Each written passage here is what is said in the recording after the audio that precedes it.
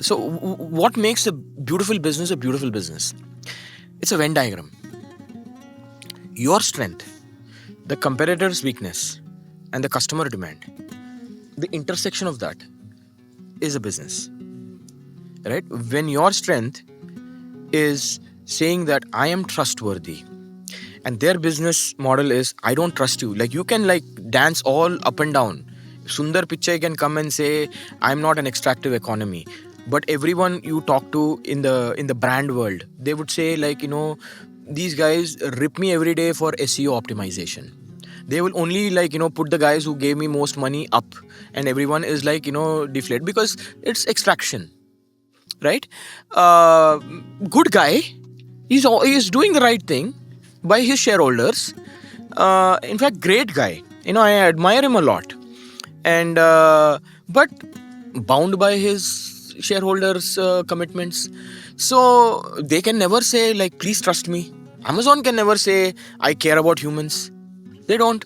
If they did, they would not like fire like 16,000 people. They would have retrained them. They would have like led them into the economy in a better way, right? So they never did any of those things. So they can never say there is they are trustworthy, and we are building a trust layer.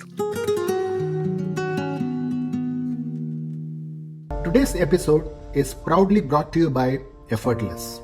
Effortless is the ultimate solution for startups and SMBs seeking seamless money management and compliance handling. Effortless wasn't just created by anyone. It was crafted by chartered accountant turned entrepreneurs who understand the pulse of startups and SMBs. Visit www.goeffortless.ai and embark on a journey that will redefine the way you do business.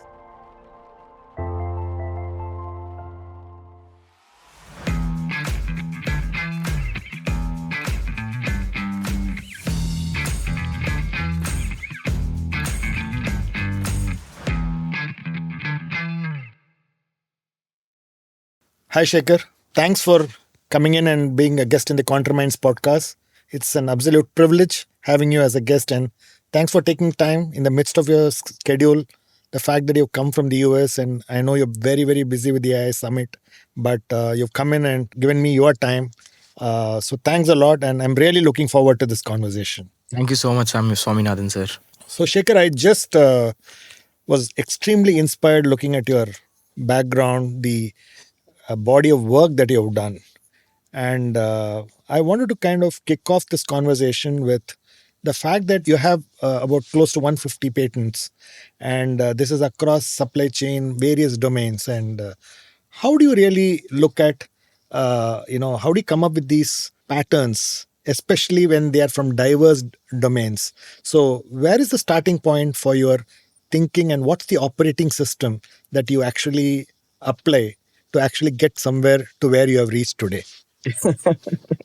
I guess like it's an interesting question. A lot of my ideas, to be honest with you, are really function of three things. Mm-hmm. First is the sort of the nurturing where I came from. Okay. The second is the context you get placed into. Mm-hmm. Okay. And the third, I would say, is the value and the virtue that like my parents were able to instill. Mm-hmm. Right. The combination of those three things is largely the reason why I have been on this incredible journey in my life.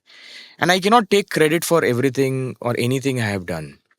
It was all those questions that kid like a 3-year-old like questions that people ask, leaders ask of you, which actually results in you having a deeper thought of why are they asking it, is it relevant, and what are the consequences of those.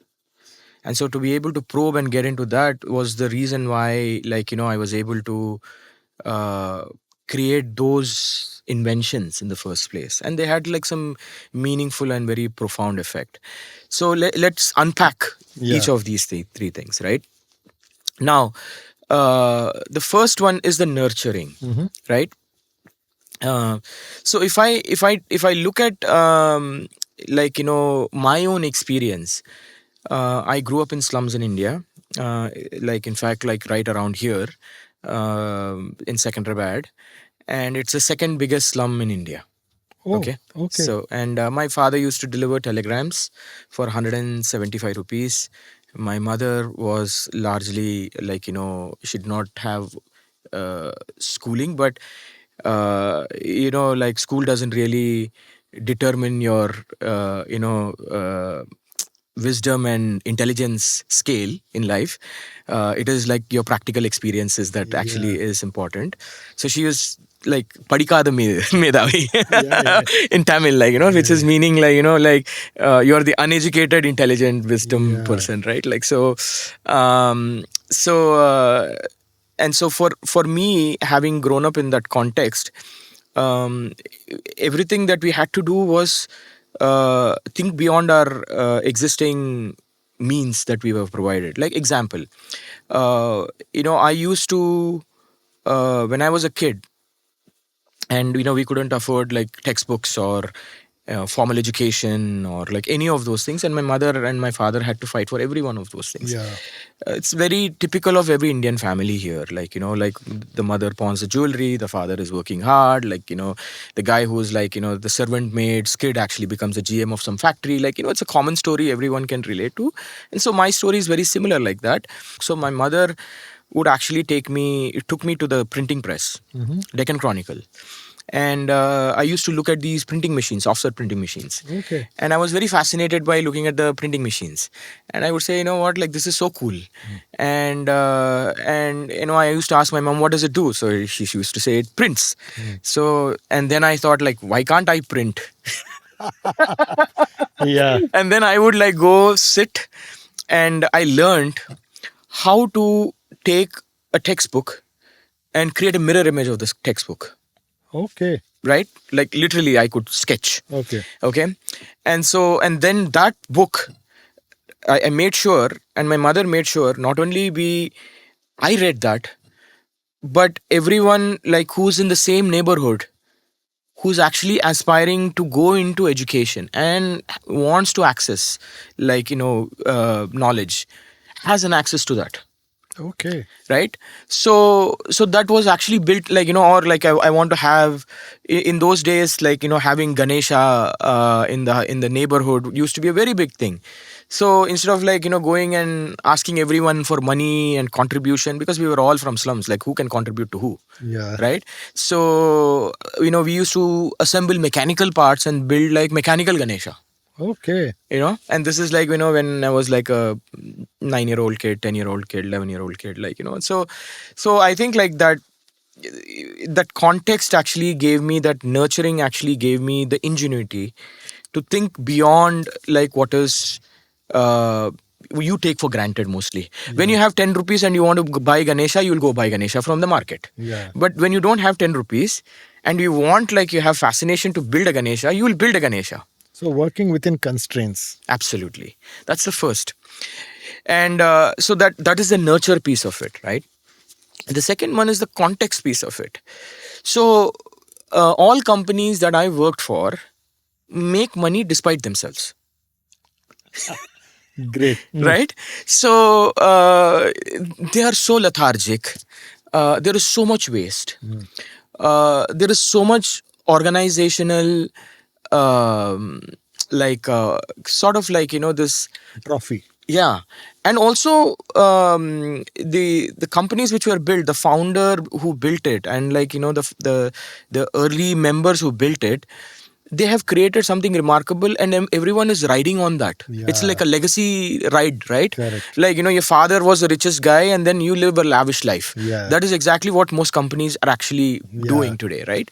So so they rarely ask the question, the context of how we operate, is it even relevant for today's condition?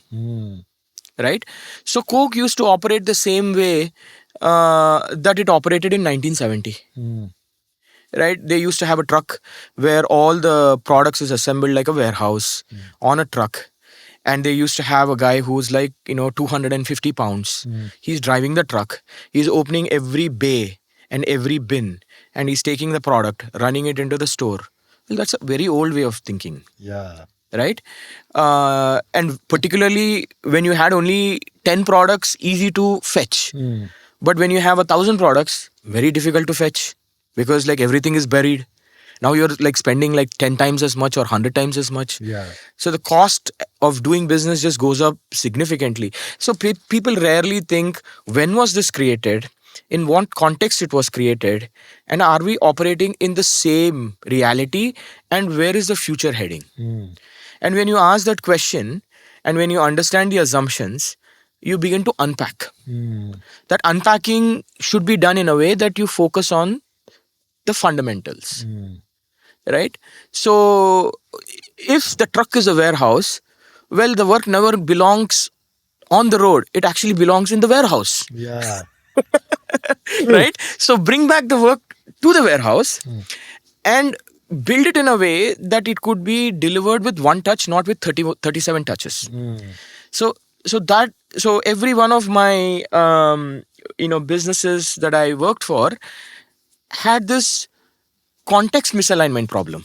Yeah. And allowing you to really pushing yourself to say, let me think from first principles. Absolutely, right? And then because there are also two or three things at play at that time, right? The confluence of where the technology is, right? What is the need of the hour for the time that you're actually innovating, and into the future? Can you see the future? So you got to have a little bit of prism into the future. Yeah. And then the third one is basically like, how do you create an organization that is accepting of the change? Because change is very difficult, and antibodies usually kick in Yeah. with change, Correct. right? So now mastering that art was very critical. And because I got thrown early into my career into that sector. So think about beverages. Beverages in 2000 in United States was all soda in 90s. Even today it is. Yeah.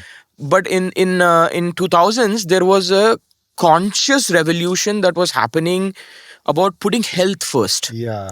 So people were going to healthier choices, which means diversified product portfolio. You don't not only sell cola, but you also sell like fruit juice. Yeah. You also sell water. You also sell energy drinks. You also sell chips, and you also sell other like snacks and other things. So as a CPG company, a consumer products good company, you have to diversify. That way, your business, which was actually generating cash by selling cola, if it's not the future, and if that's where people are headed, healthy choices, then how do you create an infrastructure which is able to accommodate that? And so we had to go innovate on all these fronts. Okay. And then the third one is the virtues and the values that you grow up with. My mother, actually, I went to a Jesuit school. My mother knew this amazing reporter, because my mother also was working in Deccan Chronicle, and literally her job was to strip the ad, pin the ad, and basically send an invoice. Okay. Okay, so she knew the reporters, and the reporters' uncle used to run St. Patrick's High School. Okay, and so both my brothers got lucky, and they ended up going to the school. Then they said you are the third son, you can't get in. And they asked me what is this color? I kept saying it's blue. It was gray. So then they said, obviously rejected, third son. And there was obviously at that time, right, when you come from slums, people were more fascinated about what religion you belong to. And the ask was, can we change our affiliation to the religion? Which we did not want to. Okay. Right? So my mother thought it was unjust for me to be rejected because of those reasons. And the fact that both my brothers are going to go to a better school than she wasn't going to take that for granted. And she stood 365 days in front of the headmaster's office every day during the Mars. She wouldn't protest. She would just stand there till that guy got basically completely vexed and said, you know what, bring your son and join him. Fantastic. Okay, so that persistence, and when we could not afford education, she pawned her wedding ring. Mm. So this is the met, Mm. right? And that is a symbol of the fact that someone chose her. Mm. Right, that's her identity. Like a woman's identity is the marriage, when she's when she's married to someone, that someone actually thinks of that person as their own. Mm. That's the representation, and she's willing to give that up on the unknown future I had. Right, so when you have that sort of mindset, then everything that you do every day, it subconsciously is imprinted in your brain that you don't want to let that person down. Mm. And so was my father's sacrifices.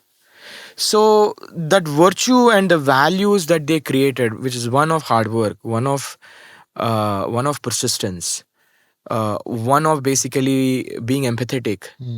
And empathy doesn't mean that, like, you have to simply listen to everyone and basically agree with everything they're saying. Yeah. It is about, like, having a point of view, but like understanding others' point of view at the same time. Right, Exactly. like, so that that sort of like the framing of what I had is the genesis for why I became who I became in my life. Nothing in life is coincidence. Everything in life is contractual. You in this world, you already have come with a contract. You have decided before you came who's your father, who's your mother, what context, how are you gonna, the fact that, like, I lived in slums, preordained. The fact that, like, basically I worked for all these companies, preordained. It was just that angels showed up in my life along the journey, and they opened the doors for me. And I had unconsciously, like, got into problems where I was able to explore new ideas for new companies. And when you are constantly living in that loop, Mm. and you're only focused on that loop, then you become what you just told, which is to be able to be an innovator, the unconscious innovator. Yeah. No, which really gives me a beautiful segue to what you're doing now, the Angelic Intelligence platform that you're building. And I just wanted to first unpack this thing between, uh, you know, the transformers and the typical, AI tech that is there.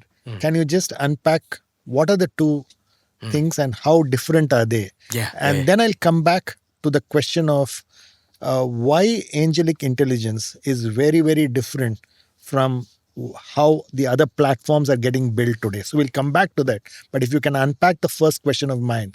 So artificial intelligence, a lot of people think, arrived in 2023 when ChatGPT just, like, came to the, but not necessarily. It's 1956, 1955, 56, where, four professors and scientists in Dartmouth University Yeah. had actually started playing with machines, teaching them, like, how to behave. Okay, this is basically like Nathan Rochester, Shannon Claude, Marvin Minsky, and then the fourth guy, I forget the name. It'll come to me.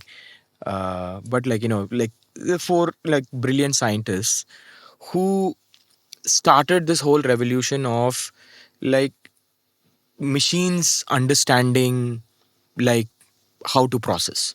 Okay, and then we've gone through sequential innovation in that.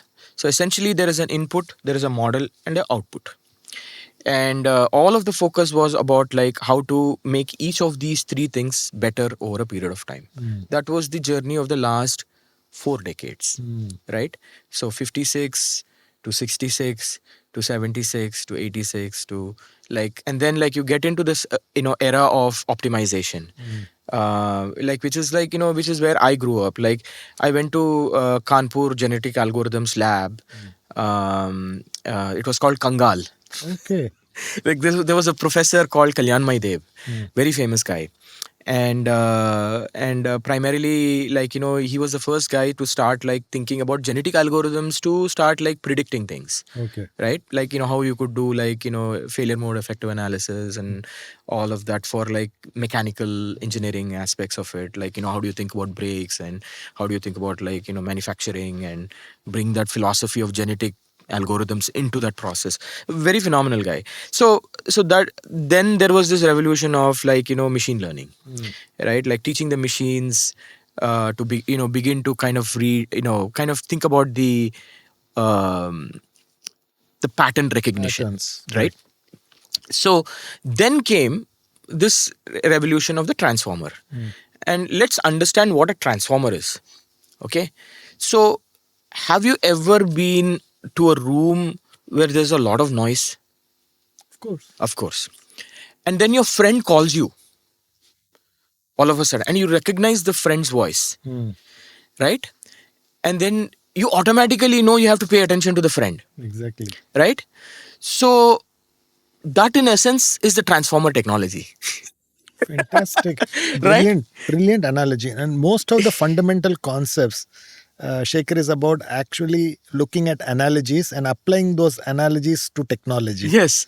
So this is exactly like that applied to words. Okay. So how does it really work?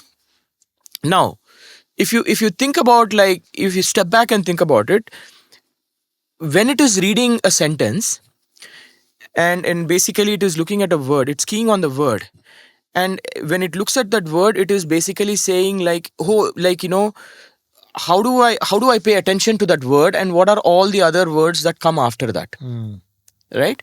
So because your mind is like grabbing the attention, it's the Yeah. attention head, right? So that is essentially the transformer technology in a nutshell. Okay. Right? So when you say the cat is tired and is actually sleeping on the mat, or the cat is sleeping on the mat because it is tired, right? You are actually like trying to infer that it is not the mat which is tired, it is the cat which is tired, right? So that ability to reason that it is cat and not the mat, right, is at the heart of all of this transformer technology.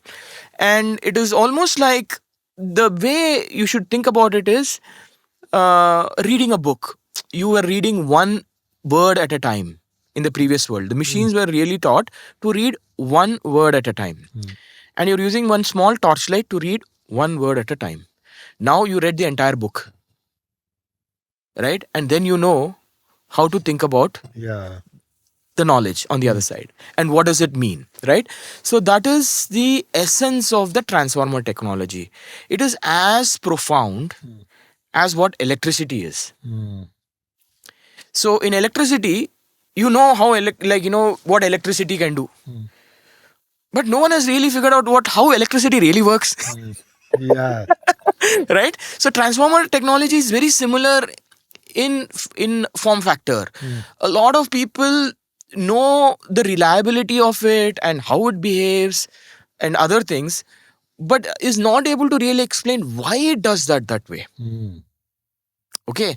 So but that dawned on us all of a sudden, this ability to like understand what the next word is, and then basically being able to respond to you, talk back to you, tell you like good, bad, ugly, and all that stuff, is the 2023 phenomena. Okay. Okay.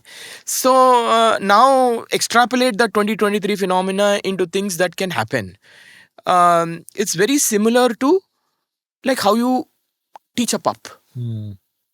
When you teach a pup, the previous world was like, hey puppy, sit down. The pup will sit. You tell get up, it will get up. So it is one thing at a time. It learned. Then the puppy got a little smart, and you hid like a treat under like a cap or like some place. That fellow knows how to go fetch that. Because he knows the pattern. You like you put it here, you put it there, you do this, you do that, like so it is like almost training the machines to think about pictures, this, that, and like understanding how it works. Now imagine the pup is going to come back and talk to you and tell you, and it can draw, it can paint, it can converse with you, right? So that is the evolution of where we are. Okay. So that is the transformer technology's ability to, give us this unique ability to read the entire book and to be able to say, I can infer this is what you're trying to do. It's almost like it is indexed in words, images. It's then able to predict what's the next word you will probably talk given my past context that I have, and therefore you are able to predict what would it be, and therefore it is coming back to you. Yeah. Right. That's really the transformer piece that you're talking about. And so even if you talk to Jeffrey Hinton, and if you talk to all of the research scientists out there and ask them, can you please explain how this works? They don't know. Like, I go research whatever gets published in archive as it relates to AI, as it relates to any of the reasoning models.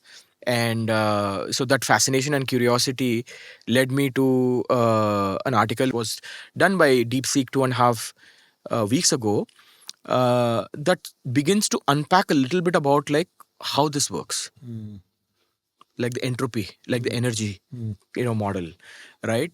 And like being a mechanical engineer, I found like very fascinating, like how like transformer technology works. So that's where we are with the transformer technology and its ability. And what we're seeing is the tip of the iceberg, right? And what it is capable of. The place where this is interesting is it just like dawned on us, and it just everyone got fascinated with it, and it is almost like the horse has left the barn, right?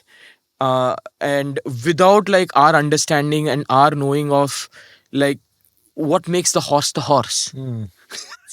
Yeah. and is it going to be a wild horse, Yeah. and which direction is it running, like how do I ensure that it is like it's pointed in the right direction, and it is not going to run and like be a mercenary in the farmlands And create havoc. So and so that's where I think like all of this has happened so fast around us, that it also presents opportunities for a new way of thinking, like angelic intelligence. But how is it different from, say, the Anthropic and the OpenAI kind of models? Very different. So can you just talk about how is it different? Yeah. The first is primarily like what like OpenAI and all these Anthropic guys will say: efficiency, efficiency, efficiency. Put profits ahead of everything, right? That works. Or Google Gemini or whatever. And you don't need like all of those guys to actually do that, by the way. The world has been doing that without them. It's called RPA, robotic process automation. Okay. The second type of decision is more like contextual, where it is actually trying to mimic what good humans do. You and I do, debating. Hey, I know numbers say this, but I think this because my instinct says this. It's more judgment Based. And like how decisions are made, it is decision optimization at the core of how you and I interact as humans. And then the moral thing is like amplifying well-being. Rarely people think about it in corporate. Right? So it's a platitude. So in those two types of problems, the second type of problem, what they say is, whenever I come up with something, I don't want to do any harm. And then the third classification of problem is, let's do good. So angelic intelligence is the third form. Let's do good. Right? So efficiency, do no harm, do good. People always confuse ethical as doing good. Doing good and doing no harm is very different. So that the second one you're talking is more an ethical AI. Ethical AI. Correct? That is the ethical AI, which is what like a lot of people would say. Now, ethical AI has a problem. Like, when do you talk about ethics? Not after like something happened, right? You only talk about ethics, if things go wrong, then it's too late. Yeah. You've already given a kid a suicide note to kill himself. Adam Reen. ChatGPT, very famous. That fellow said like, I have depression. It said like, here's your suicide note, and that fellow killed himself. Right? Grok undressed kids, right? And like put like a lot of pornographic material. Who's like, you have actually stripped dignity from people. The third one, which I'm talking about, do good, brings that goodness in native into the architecture. So every computation has this lens of like goodness being built into it, and then you can figure out how much good you want to be, because it's still free will. You want to be amoral, be my guest. You want to be moral, be my guest. You want to be in between, be my guest. So it's a configurable way of designing a system that helps you balance how you want to behave.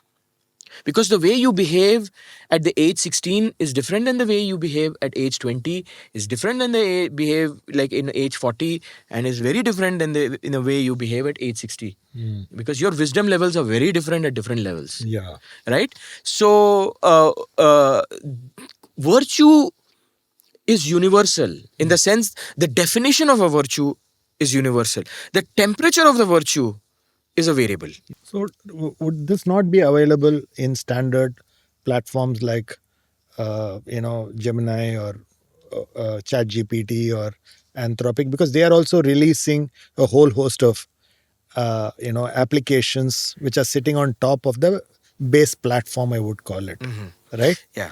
So great question. Again, there are three types of ways of approaching a problem. Right? When a response comes, you want to modify the response. Prompt engineering. You keep telling like when you say this, like say it this way. I didn't mean it that way. That is a prompt engineering level. And then there is the fine tuning level. Fine tuning level is like, basically it is skill based. You're teaching it. Right? Like saying, hey, when I get this type of thing, like, you should like do this and all that. Right? And then there is model level, architectural. Right? So if you use a prompt based, the prompt doesn't work. It's like a band-aid. The wound is still there, no? Right? So what we are saying is, if Google, Gemini and others have to start doing this, they have to go take everything that they have built and put it into garbage and restart all over again. And guess what? No one is going to be forgiving of that philosophy. So let me tell you why. So when OpenAI came out, it had a very purest way of like thinking about like the company. No, in fact, it started out like that. Yes, exactly. They said like we want to be morally conscious. And basically it is a non-profit. It was a non-profit and all. And then Altmans of the world like show up and basically like and I guess like VCs kicked in a little bit, and then like others kicked in, and then they pour gasoline on it, and then now it is like commercial. And then the first commercial version of it came out. And it became a for-profit with an interesting setup, like which I don't understand. Like people still think like Sam Altman will not get any money, but like I think he'll make 7% of the business from a valuation perspective, and what value he gets created. And by the way, he's also it's very interesting. Like OpenAI is also investing in other startup companies that Sam Altman is the owner for. I'm working for corporate. It is called like conflict of interest. Yeah. Right. So there's all kinds of weirdness going on in the world right now. Circular investment strategies. So then they said like OpenAI just recently said we're going to put ads. Yeah. Okay. Correct. So now it's extractive economy, like it's extraction of like economics which doesn't work. Like it'll be like more like a dopamine strategy, which is what happened with Facebook. And Facebook, look at where Facebook is. Like Zuckerberg did not attend AI summit, right? Zhang came and sat in the AI summit because Zuckerberg was very like busy testifying. that he did not kill kids. Mm. So that's the implication of being an extractive economy. So and then my friend from Anthropic, Dorio, he wrote this beautiful article, adolescence of technology, and like how concerned he was about the wisdom lagging, how intelligence is moving, and da da da da, and taking pot shots at OpenAI, saying that, no, oh, you are coming up with ads, like we don't have ads. And then he raises like $30 billion on like a $380 billion valuation, the company. And then like the next thing he says, underline underneath that, the press release, it says, we are under significant pressure from all of our VCs on the commercial aspect of the business. So what is coming next to OpenAI, to Anthropic? Ads. Correct. Right? When your revenue sources are like out, the only way you can start making money is how people traditionally have made money, which is like extractive economy. And so the reason why I say all of this is because the shareholders are relentless. No shareholder wants to be told, I'm going to make less money than I made previous year. So now, if that is the mindset that we are going to go after, taking an existing model which was built on world's garbage, which is the reasoning model today, and then say, I'm going to be morally conscious, and I'm going to be ethically aware, and I'm going to like amplify human goodness, never going to happen. Mark my words. And so think of this, angelic intelligence is more like a trust layer. It's a trust layer. So because if you think the AI race, right, and the infrastructure race, it's largely over, right? OpenAI and Anthropic and Gemini, they have such a big head start, that that side of the house is done, dusted. Okay, so but what they can never stand and say is trust me. Right? So what makes a beautiful business a beautiful business? It's a Venn diagram. Your strength, the competitor's weakness, and the customer demand. The intersection of that is a business. Right? When your strength is saying that I am trustworthy, and their business model is I don't trust you. Like you can like dance all up and down. Sundar Pichai can come and say I'm not an extractive economy, but everyone you talk to in the brand world, they would say like these guys rip me every day for SEO optimization. Yeah. They will only like put the guys who gave me most money up, and Exactly. everyone is like deflate because it's extraction. Right? Good guy. He's doing the right thing Yeah. by his shareholders. In fact, great guy. I admire him a lot. And but bound by his shareholders' commitments. Yeah. So they can never say like, please trust me. Amazon can never say I care about humans. They don't. If they did, they would not like fire like 16,000 people. They would have retrained them. They would have like led them into the economy in a better way, right? So they never did any of those things. So they can never say there is they are trustworthy, and we are building a trust layer. And then the third one is the customer. Like we have been talking about angelic intelligence since October of this year. Swaminathan sir, you will not believe this. Honest to God, we got 2 billion views on social media on this topic, on humanizing AI. Deeply resonating with people. And they, in fact, people are craving for it. It's like it's deeply resonating with people.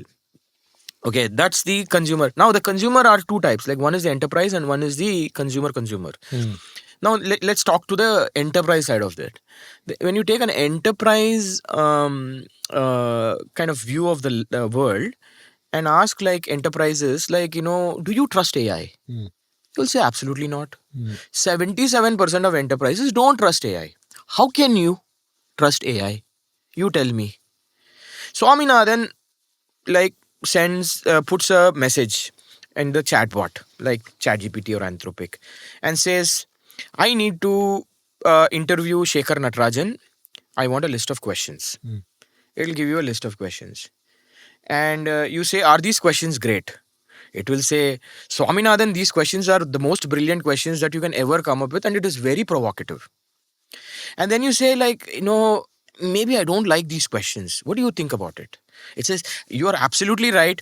It doesn't actually, like, relate to everything you're doing. So you cannot run the organization on the whims and fancies of, like, this thing hallucinating like this. The second thing is, what is the data source? The data source was like all of the public data. Yeah. Reasoning models were actually learning from the world, the outside world, because they did not have access to the inside world of the companies. People thought that, putting glue on a pizza was a very good thing, because there was a Reddit comment 12 years ago which said, like, putting a glue on the pizza will hold the cheese. And Gemini was recommending it till 6 months ago. If you ask Gemini, like, should I put like glue on the pizza? It'll say yes. And that's because Reddit has actually sold all the The data. content, and because they want And a they trained business it, no? model. And they trained all of this. Yeah. And they trained all of this. So I think, like, so that is the second source of the problem. Now let's take the third source of the problem, right? Control. Who's training these models? If you haven't really lived an experience, how can you train the model? So can you imagine, like, people say, like, training AI is like training a kid. I think it's the opposite. It's like, taking the behavior of your mom and trying to make sense out of that, because it's nonsensical, right? My mother had infinite love and she bet on my future, unknown future, and she stood for 365 days. Can any AI system train that? Not if you have not lived that context. And people who are training these models have never lived the complete life. They only know a sliver of the life. So that's why you have that problem. And then on top of it, there is a control problem. So I had this beautiful video where I showed, like, Mr. Musk and like Sam Altman as cavemen Yeah. fighting each other. It's a meme. It would just show that, like, we as humans have never evolved from being a caveman to a human today. After like many hundreds of thousands of years. Okay. So, because we like power, control, and dominance. Artificial lines fighting, countries fighting, this fighting, resource fighting. Like, I want your land, I want your wealth, I want your resource, I want your saffron. All bullshit. Right? So we actually have this problem where we have a control issue, like who's training the models and like how is it going to behave. And if you ask, like, who's the best athlete in the world, it'll say Elon Musk in Grok. Is it really? Right? So that is another problem. And then we have fascinated by one size fits all. Whether it is a simple yes no decision, I have to move a truck, I don't have to move a truck, I have to pay an invoice, I don't have to pay an invoice. These are like binary decisions. There's nothing like reasoning into this. Right? So these are all symbolic models. So why are we fascinated with frontier models when there are frontier models, when there are hierarchical reasoning models, when there are diffusion models, when there is basically like liquid neural networks? All of these solve different types of contextual problems. And there are different types of hardware. There's a TPU, there's a GPU, there's your cloud, there's your regular compute, then there is like quantum. People can use all different flavors of like all of these like heterogeneous way of processing, but we are only promoting NVIDIA chips, we are only promoting ChatGPT and all these things as though that's the world, right? And it is not democratizable. So I feel like a confluence of all of this thing, the ability to not be consistent, not be reliable, not be democratic, being controlled, right? Not having the ability to configure what you want, what you believe in, and the behaviors that these models actually exhibit, right? And oh, by the way, transformer technology is like electricity, like as I said, you cannot explain it. right?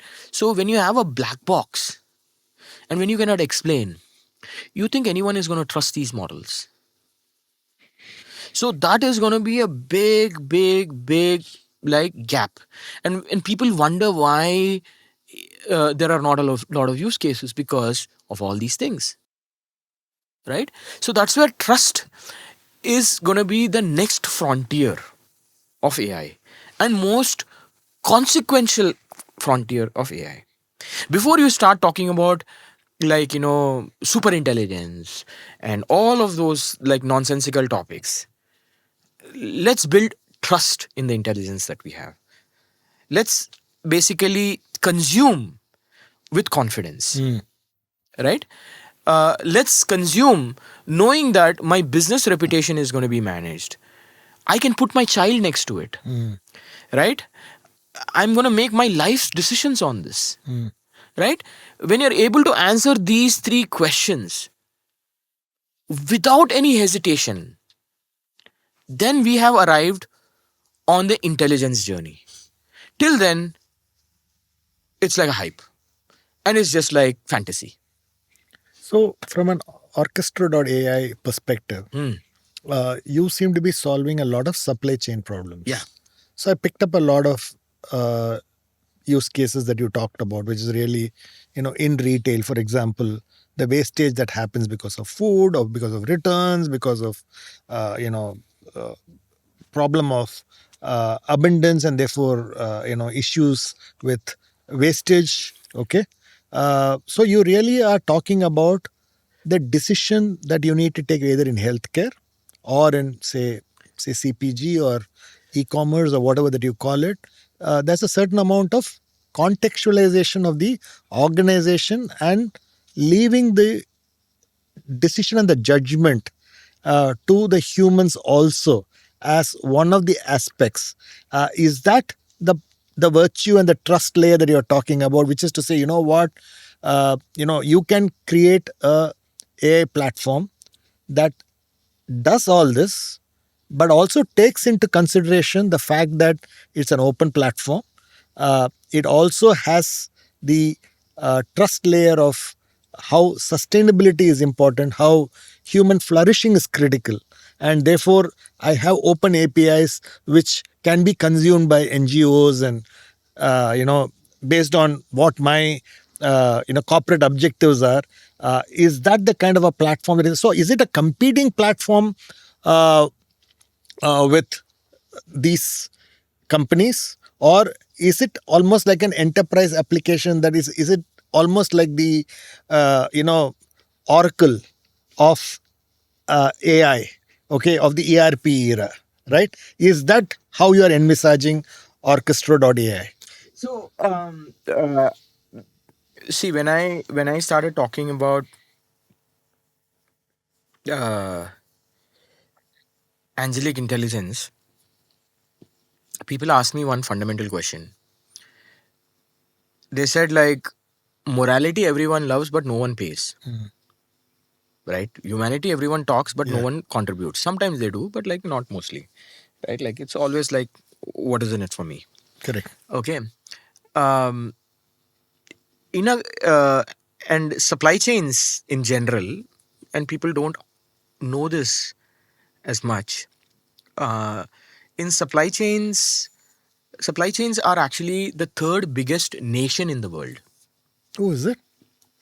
So, if you take the number of people employed in a supply chain worldwide, manufacturing raw materials all the way to basically getting it into your hands, is 550 million people. Okay. Okay, there are only two big countries besides that, India and China. Okay, deeply humanic in nature, and this cup is miraculous that it shows up the way it shows up, despite all of the drama that it goes through. Right? You take a can of pear, dole pear. It's actually grown in Chile, cut in Bangkok, packaged in China, shows up in New York, 20 cents, 20,000 miles. How does that happen? And people like bitch about like the fact that like that can didn't show up, and I'm like 99 other cans showed up. How? Right? So that is the power of supply chain, Yeah. actually. So, and it only works because of the human ingenuity here in this process. Humans like don't want to disappoint the other human. Okay, in all of this there is a lot of waste, right? So imagine there is a waste angel. The waste angel is just looking for all the opportunities of waste everywhere, whether it is in your manufacturing process, distribution process, delivery process, and humans are all there. And you want to, and I firmly believe that when you do right, you do right by everyone, profits are not in conflicts with doing right. The definition of right is it's right for everyone holistically. So, and so that was the primary reason. The early genesis of this is in logistics, and I was built in logistics. I was built in operations, and I'm a technologist. I've worked in consumer, I've worked in all these different Retail areas, and yeah. retail and everything. So, so basically, my knitting is that, and so I started there. But we were fully conscious that the layer that we are trying to build is a universal layer. A banker is a banker, a doctor is a doctor, but both are humans, Yeah. right? And when both are humans, and the way they behave, compassion, is different, from a lens of a doctor than is a lens of a banker. How do you create that, framework that you can manage this for?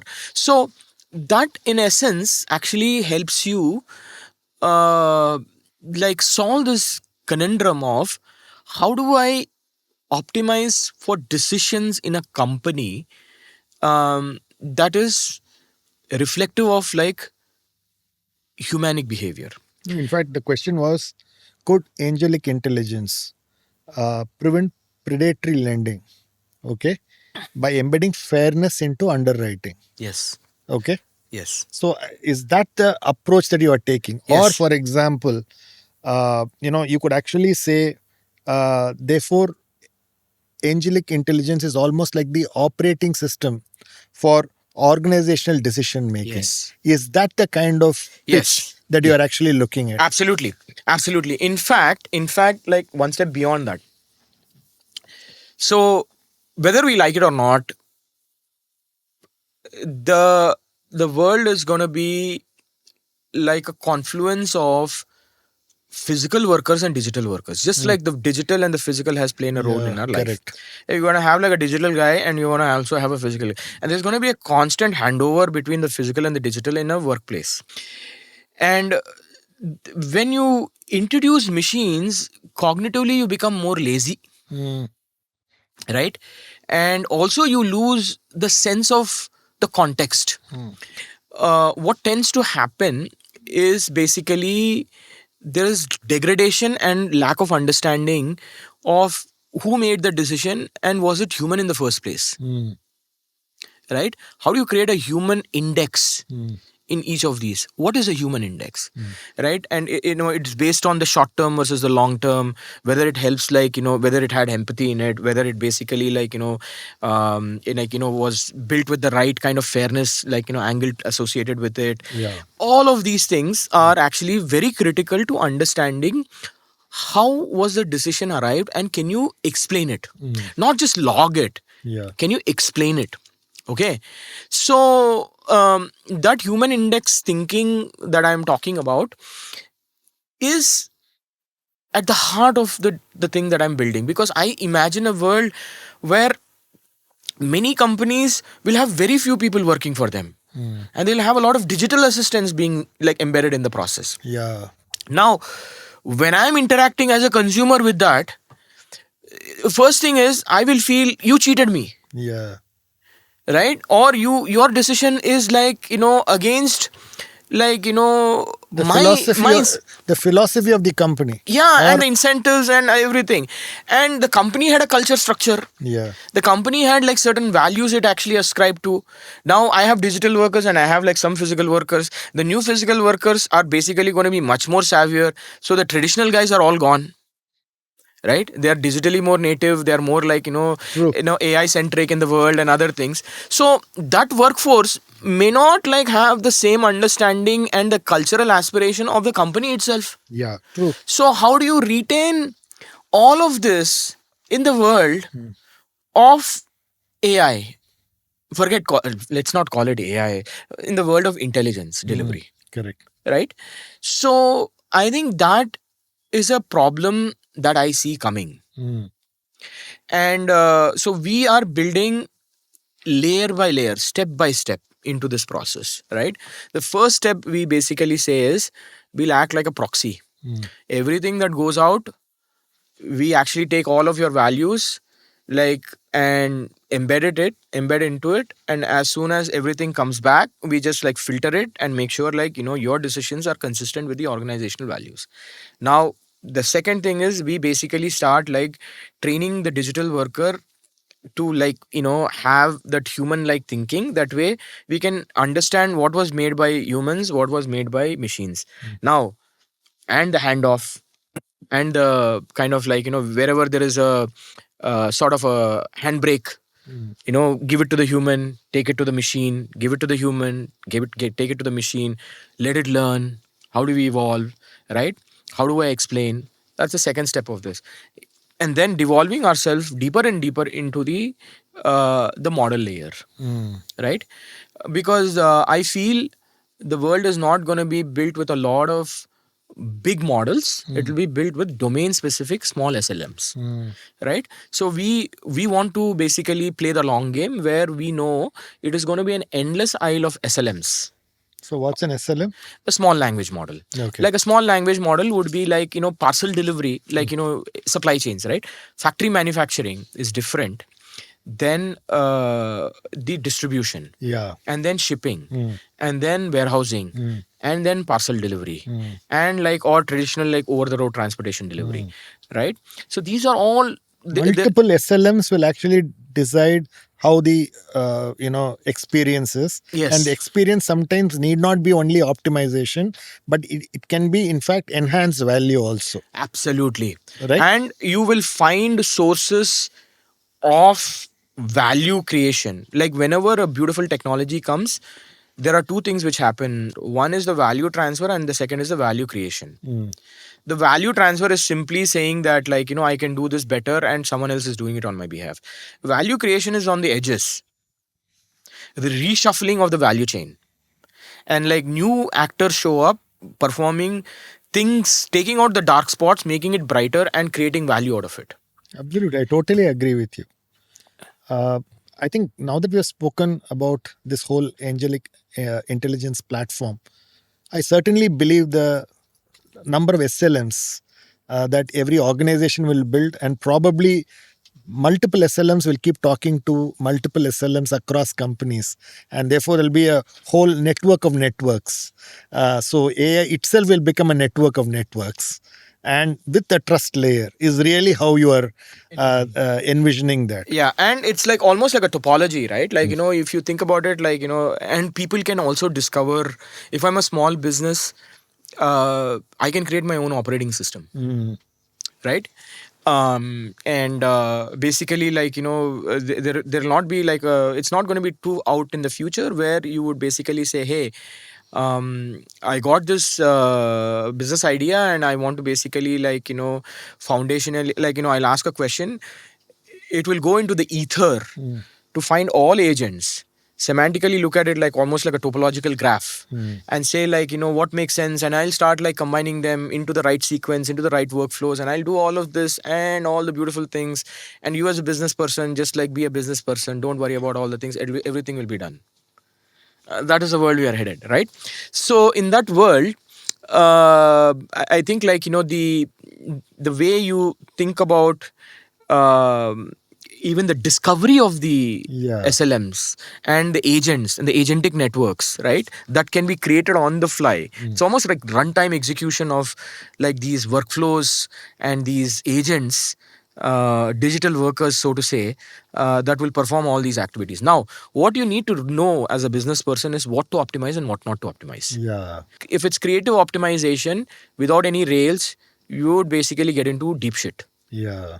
So that's where, like, as a business person, you need to know like what is admissible, Yeah. right? And so the role of a leader is to clearly define that boundary. Yeah.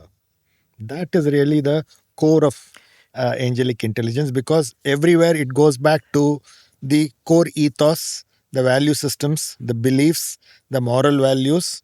And the moral values can be different for different people, but it is in the context of my function, my department, my company, okay, my region, my country, okay, and therefore there'll be multiple SLMs running for the same organization depending on the region, depending on the cultural ethos, and that's really the network of networks one is talking about. Yeah, right? yeah.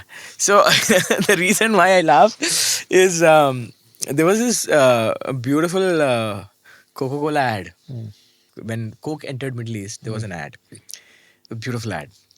So it was actually a print ad, by the way. Okay. Okay, so three like postcards or three pictures. The first is the guy is very tired. Okay, and he's basically he's almost about to drop on in the desert. The second is he gets like a can of Coke, so and he drinks it. A third is like he's like standing up and running. Okay, that works for the Western culture. Okay, because you read like this.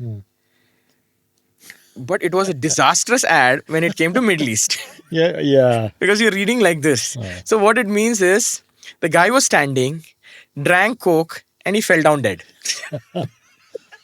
So understanding that nuance Is very critical. is very critical. Very critical. Like what makes a culture a culture? We are all as distinct as our fingerprints. Yeah. Right? And so a generalized thinking, a generalized model, a generalized way of like delivering intelligence and calling it like super intelligence is bullshit, because we were created different. Yeah. So everybody is unique, and therefore you need to have it. So now I have a couple of questions, Sure. which is around what drives you as a professional. And I have a couple of interesting questions given your background. Okay. You've reinvented yourself. I've read about your, work right from the magic band of Disney to what you did at Coke, what you did at Walmart. And I know you are a supply chain specialist with a lot of innovations that you have done, right? You have reinvented yourself multiple times. How do you know when you are ready to evolve versus when you are just bored? Oh my god, it's a great question. It's the DNA and the makeup. People ask me, how do you define poverty? And people like power, they say poverty means like you're poor and you don't have access to money. Your parent had to sacrifice this. Your grandmother got like had to sacrifice her life because you had to go to this. And it's none of that. Poverty is being invisible to people. Like they will look at you but you don't exist. Exactly. Right? So that is what I experienced. And when you experience that enough times in your life, you want to believe that that is your origin story. And in your mind you build up the dreamland of the destination in your head. And when you don't harness that right, you choke. And so when I went to United States, I felt this like sort of liberation in my life. And I went to the top university. Then I started believing in myself.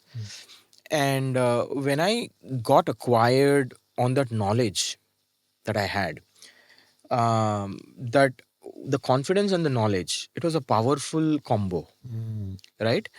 And I never wanted to give up that ever in my life. So I always kept searching for like those two things. What can I learn?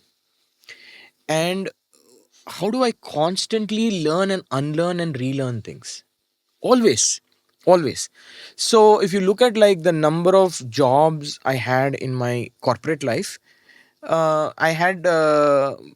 worked for 5 companies in 23 years. So average, like basically I spent like 4.5, 5 years. The impact I made was like significant in each of these companies. It was not because I was seeking for promotion or more money, and Yeah. that came, right? So when I landed in United States, I had this belief that, like, everything that God has provided me and all the context that God has given me and everything that had happened, I'm here, and I don't want to ruin this situation and the moment I have. And can I continue to like build on this constantly, right?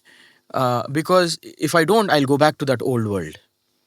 So that reminder that, like, I don't want to go back, it's sort of like insecurity, right? Like, you don't want to go back to that context because you know how it feels. You know, like, how it feels to be like very like like a choker. So that insecurity in me drove my learning, unlearning and relearning. Interesting. And you talked about the 8-year learning journey that you did. Yes. So can you talk to me about it, because it's very interesting for me. Yes.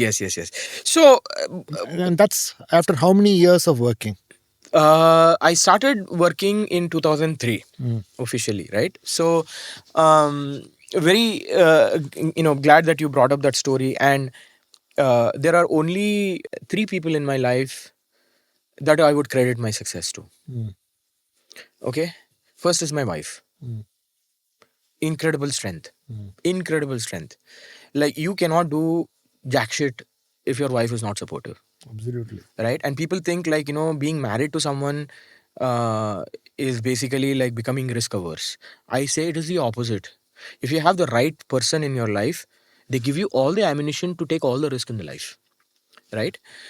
So that's number one. The second person is my brother. A brilliant guy. I can have a conversation about highs and lows of life and what it means and other things, and he would help me just navigate it all. Like, he would have techniques for everything. Like, like, if you're down, do this. If you have time, you do that. Like, everything, right? So my brother, eldest brother, is the second one, and the third one is Dr. Richard Muther. It is not a university. In 2003 and 4, when I started working for Coke, we were trying to figure out, at that time, new planning systems came about.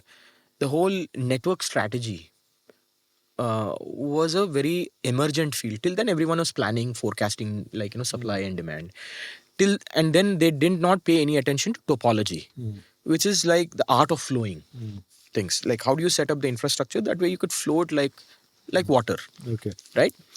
So so I start doing this, and we put, like, an AIX machine at that time with, like, 6 parallel processors, so we could run like 6 different scenarios for Coke. And it was about sourcing the product, where to make it, how to make it, how much to make, and that has to be so precise because budgets rely on that. And so whatever I did had consequences.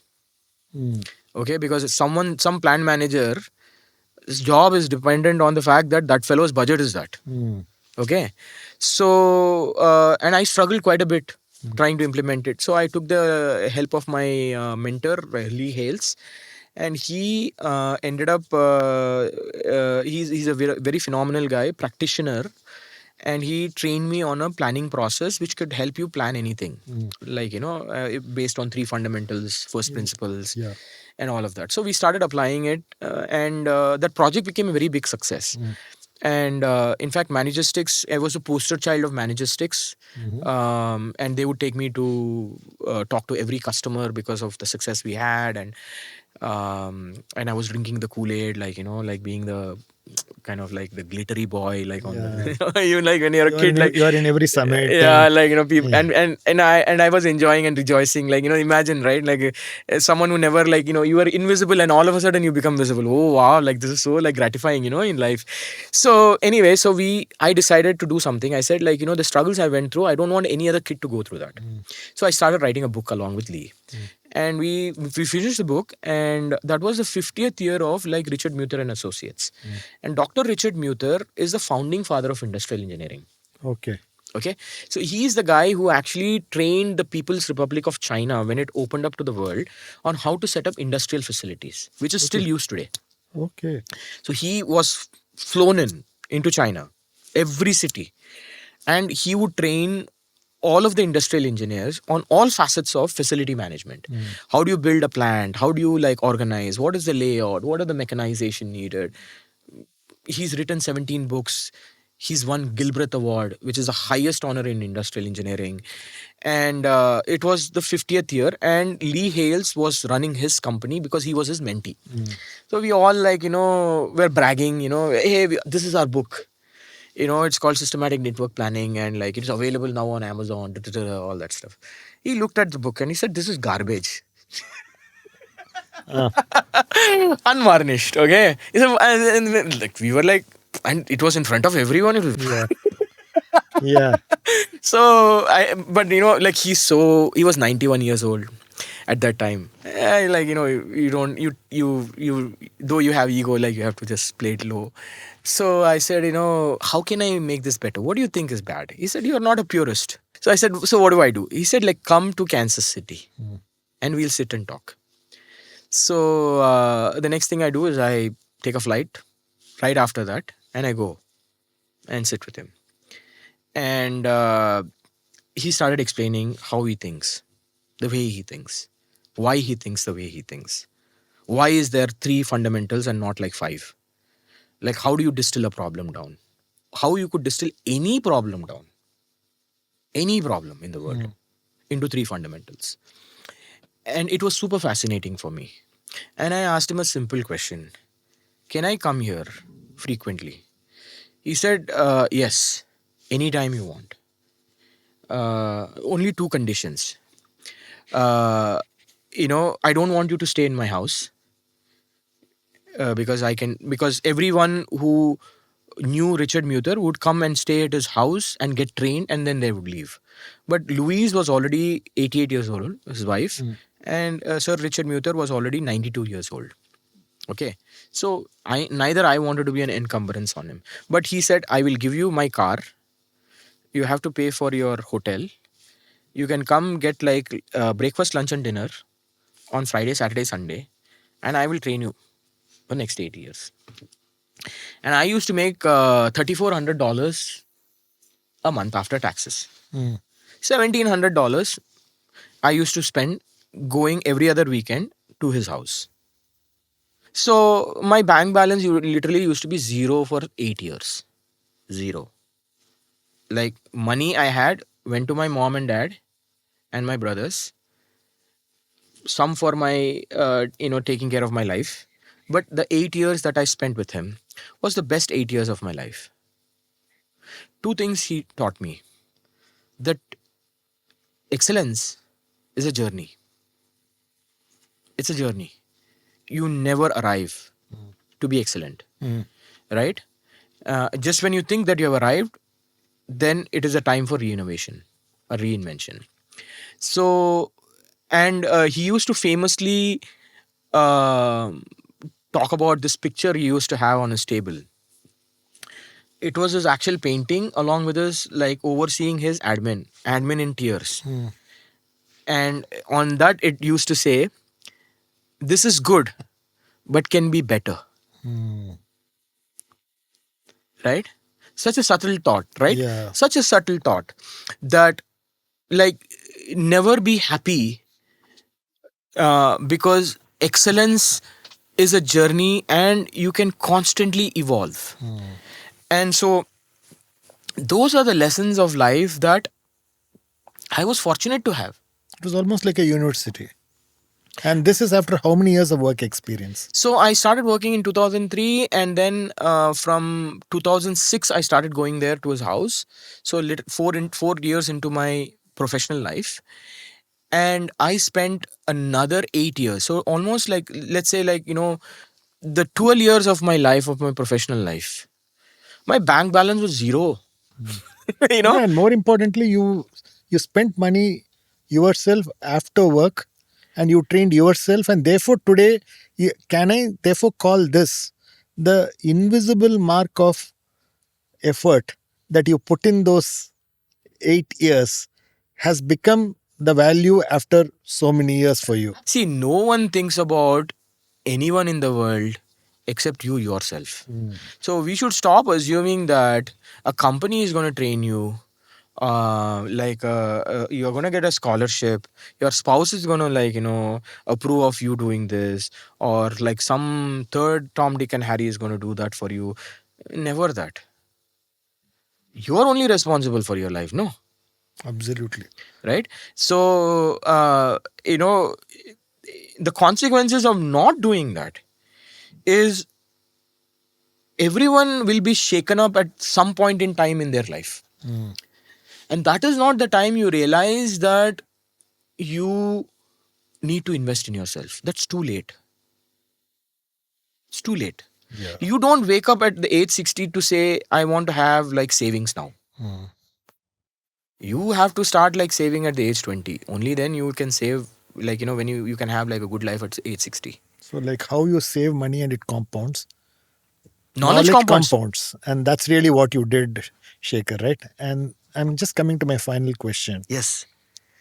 If you were designing the ideal knowledge worker for 2030, 2030. what capabilities would you embed for most professionals that are not there today and you would want them to have?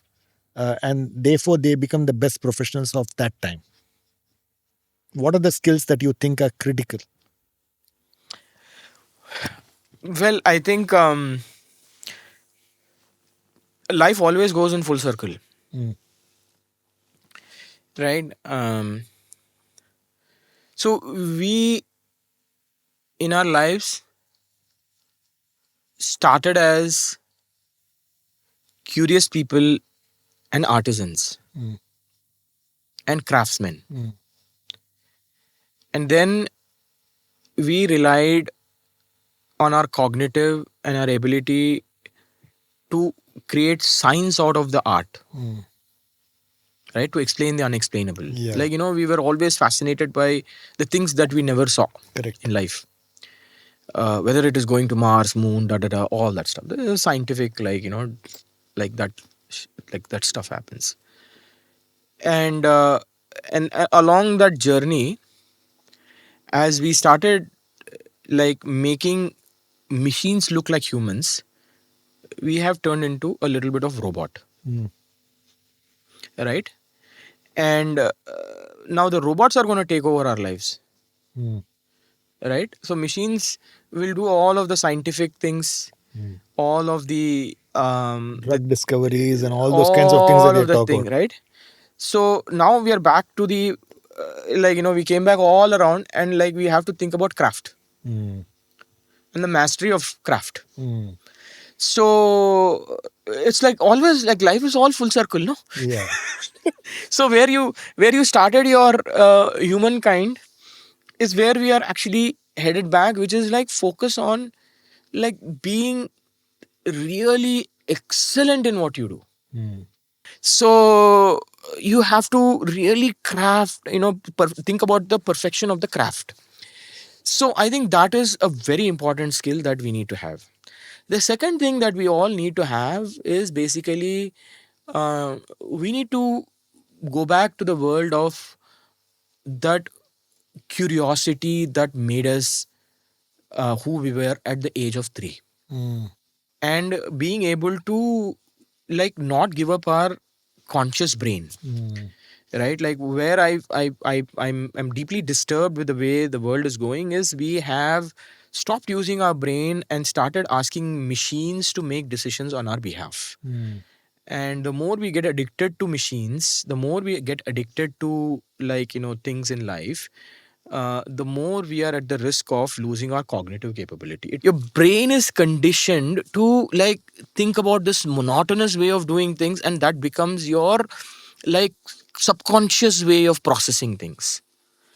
And when machines do that at, like, a spectrum of all things, and your machine, you're dependent so much on machines that, like, you begin to, like, forget the cognitive, Yeah. right? So there's a cognitive degeneration, and then you will become what the scientists never wanted you to be. The artificial intelligence researchers and scientists never aspired you to be that, which is you become the robot. Yeah.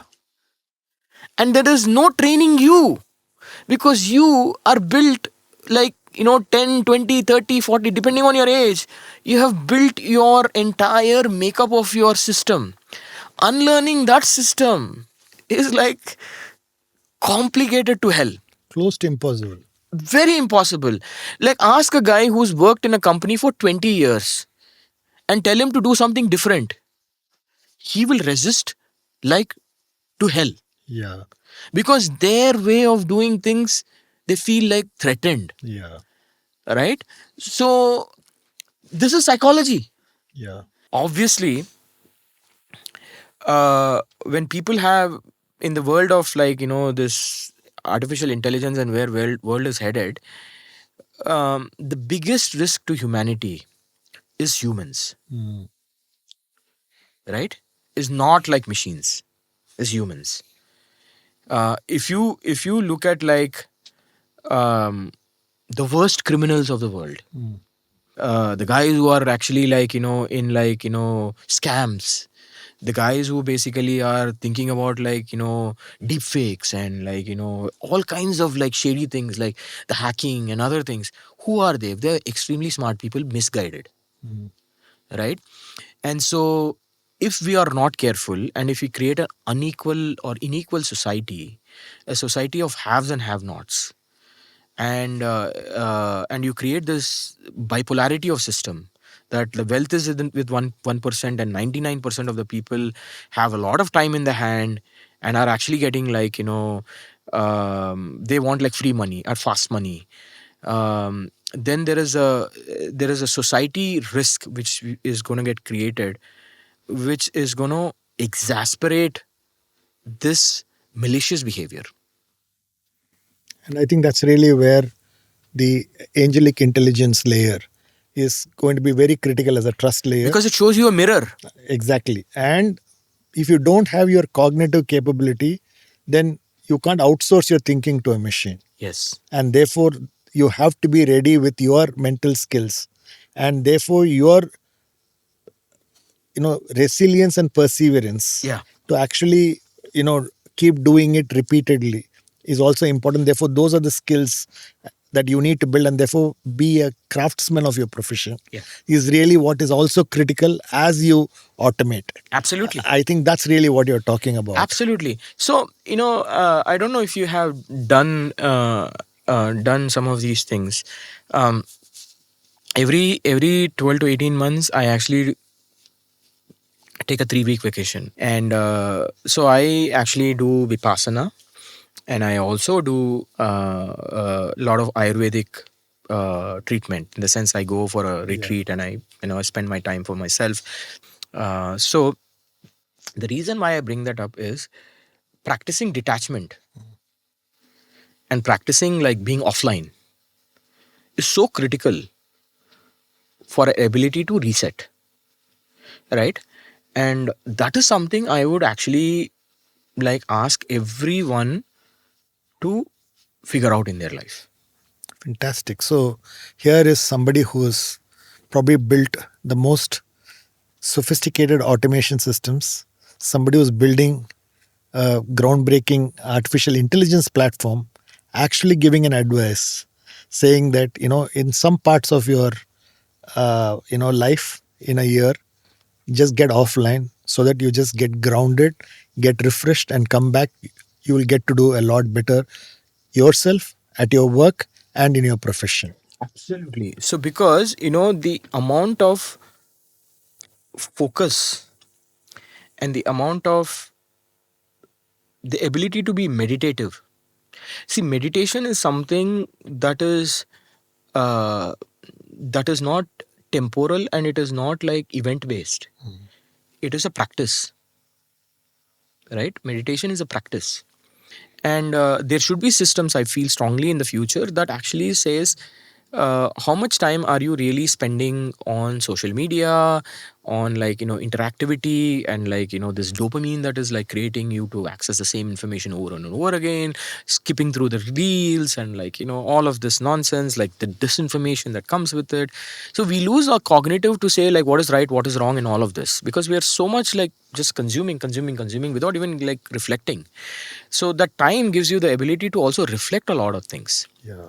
right? So that is very critical, and I feel like every individual who's aspiring to be very successful in the future has to practice this. Do whatever that is there that decompresses you.